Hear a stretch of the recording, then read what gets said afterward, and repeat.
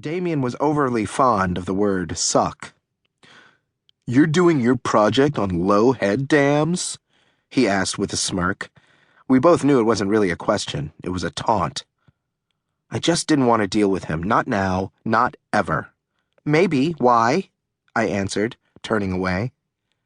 "Well, it sounds like your project really sucks," he said. There it was, his favorite word, sucks. "I'm going to win," he added, that smirk back on his face. "But I'm just kidding. I'm sure you'll do great." I wasn't very good at these kinds of conversations where what is being said is very different from what is meant. "Well," I sputtered. I was racing to think of a comeback, but my mind blanked. Luckily, that was the moment when our teacher showed up and unlocked the classroom door, saving me from looking like an idiot. I took my seat and began fuming. Damien had always annoyed me, but this time he really struck a nerve. This kid doesn't even know me. Why does he think he's all that? I wanted to beat him. Badly. If I really was going to have a chance to crush Damien, I knew I needed to get to work, and fast. There were only 7 weeks until the fair. I knew my science was solid, but I wasn't so sure about my speaking and delivery, which were almost as important as the project in these competitions. I rehearsed over and over in front of my parents. My first clue that something was wrong came from the look of boredom that spread across their faces as I was giving my presentation. After a few rehearsals, my parents decided they were done hearing me practice my talks. They bought me a video camera and told me to watch myself. Talk about a rude awakening.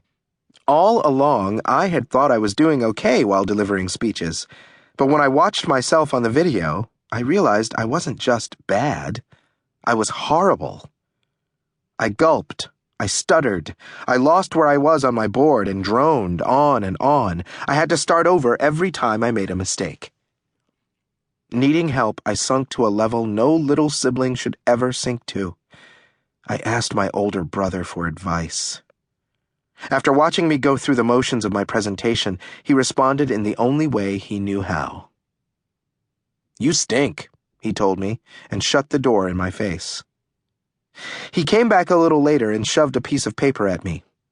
"Here's a card with tips I've learned that I wrote down for you," he said. "Now quit bothering me until you learn them." I devoted hours to studying those cards, which had useful tips like, talk like you were telling a friend about a new game where you know all the info, but it's still a conversation. Say what you think. Don't give a speech. Never go back. Keep moving and incorporate missed parts later. Keep it neat. Lose all the boring stuff. I studied YouTube videos of science fair presentations and practiced more and worked more. Slowly, I began to see results. My delivery got smoother. The more I practiced, the more confident I became. The more confident I became, the less I gulped or stuttered. As the date of the fair approached, I finally felt ready.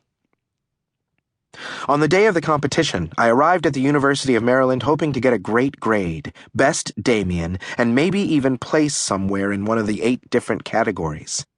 The categories ranged from chemistry to engineering to physics.